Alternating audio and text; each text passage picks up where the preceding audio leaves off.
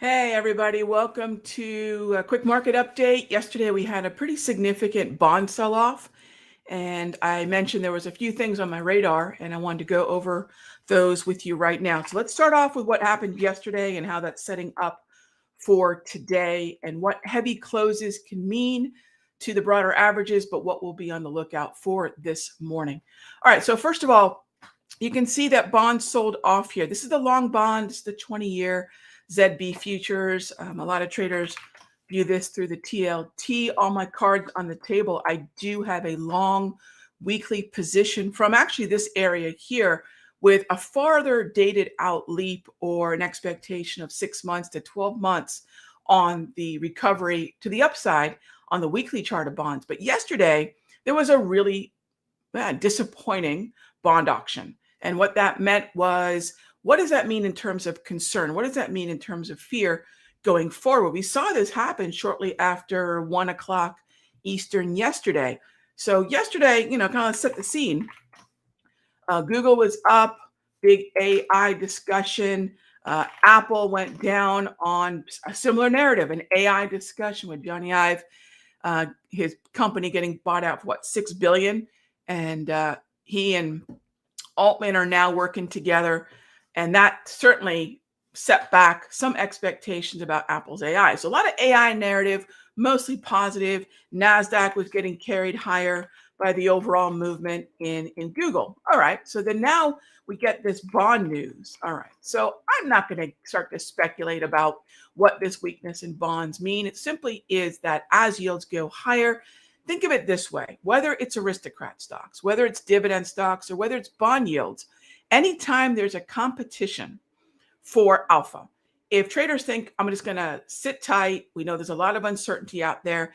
And I know that certain types of positions, whether that be a dividend yielding position or something like bonds, or even something like notes, if these are going to give me a decent yield, I'll just play defense and sit there. And that's oftentimes why those higher bond yields start to drag down equities.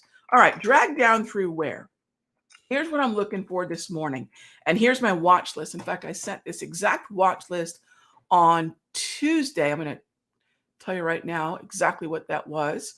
So on Tuesday, I sent out to our Sector Secrets Mastery members this list. HIMS, show you here, HIMS, Hood, which is on my radar today, PLTR, Palantir, Bank of America. So this got sent out into the close on Tuesday. So this means these were names I was looking for on Wednesday. And most of these I am still very much looking for an entry long in. Citi was the other one, Schwab. You can see there are quite a few financial names, quite a few heavily weighted stocks in the XLF on this list. IBM, kind of a sleeper. Like that one a lot in terms of a long position on a pullback.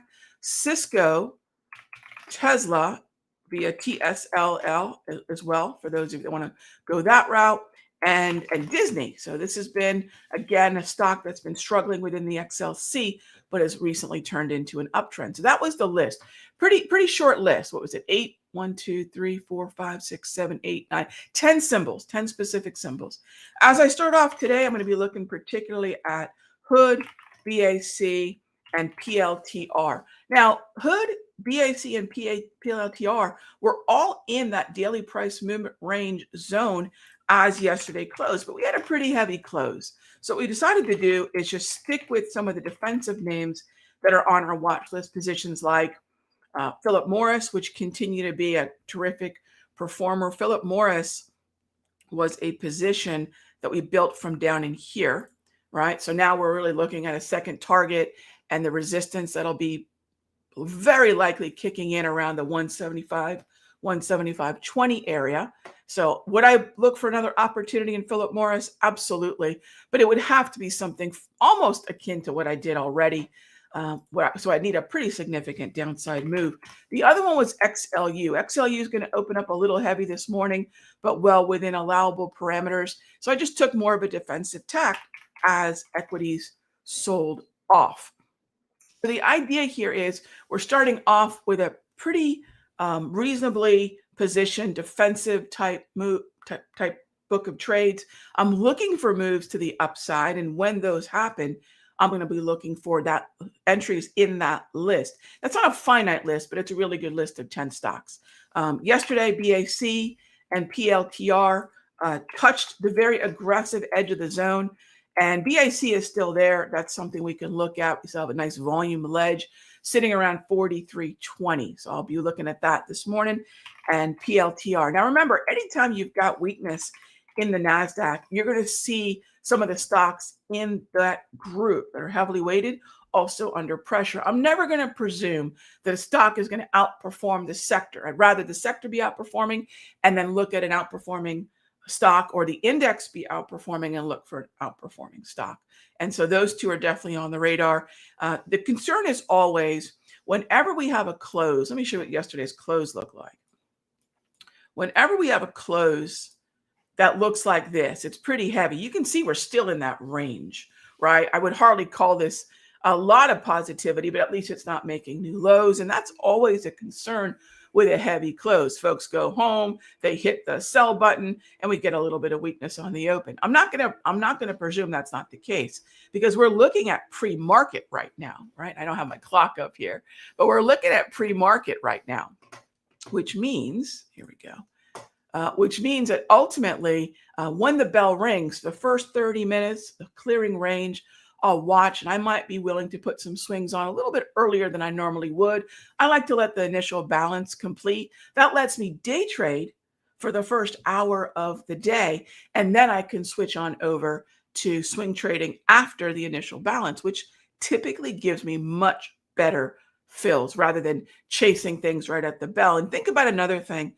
When you are chasing things right at the bell, volume is cumulative. It starts off at 0 every day and it will build throughout the morning. So the idea here is that I let the volume come in. I let that spread normalize. I don't want to be getting into a symbol when I could drive my truck through the spread.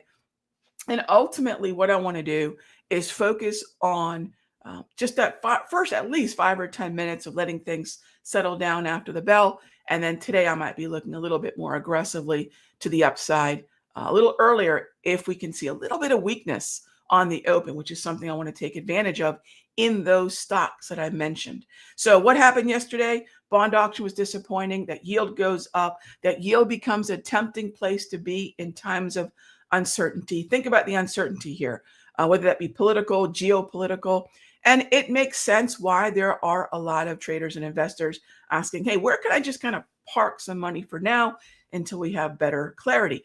I will say, unlike most uptrends that have been led in recent memory by the Mag 7s and by those high concentration weighted names in both the NASDAQ and the S&P, this has been an uptrend of different kinds of names. This has been an uptrend strength through names that a lot of folks might overlook. It's been a little bit of some of the social sentiment names as of lately, names in Buzz. Take a look at that ETF. Names in FFTY. Take a look at that. Find those relative performers and buy those on the dip. So we've now seen a really interesting environment where the Mag 7s really aren't leading the way. And that just reminds us the world is a whole lot bigger than 7, or if you want to call it 8, including AVGO. The world's a lot bigger than just those names. So keep an eye on those outperforming sectors. If you're wondering, okay, Rog, what are those outperforming sectors? I will show you right now. So what I like to do is head on over to Koyfin, Koyfin. I'll take a look at a 1 month or even a month to date look. It's the 22nd, so I could probably look at a month to date pretty well. Look at what's near the top.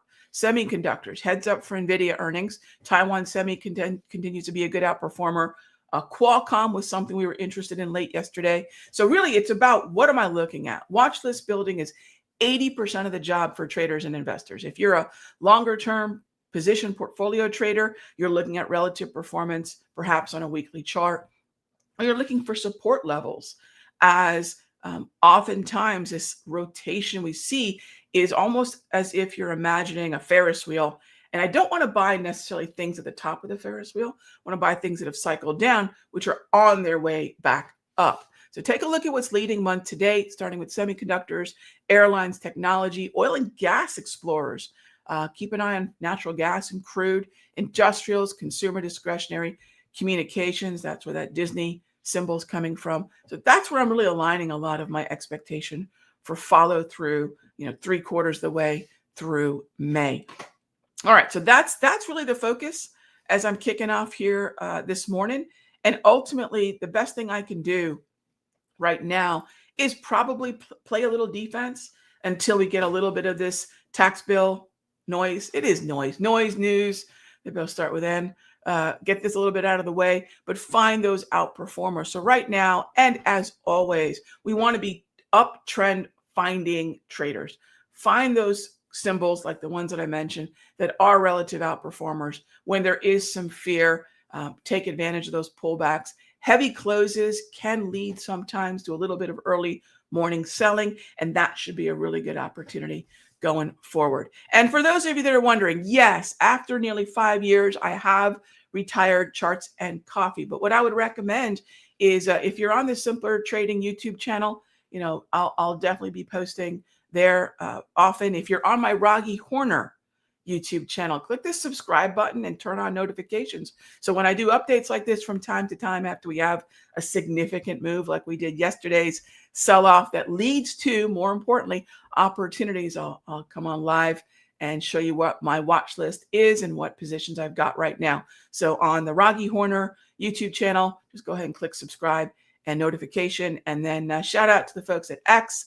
I'll be sure to post there as well. That's what I've got going on here this morning. Thanks as always for tuning in, and I'll see you next time.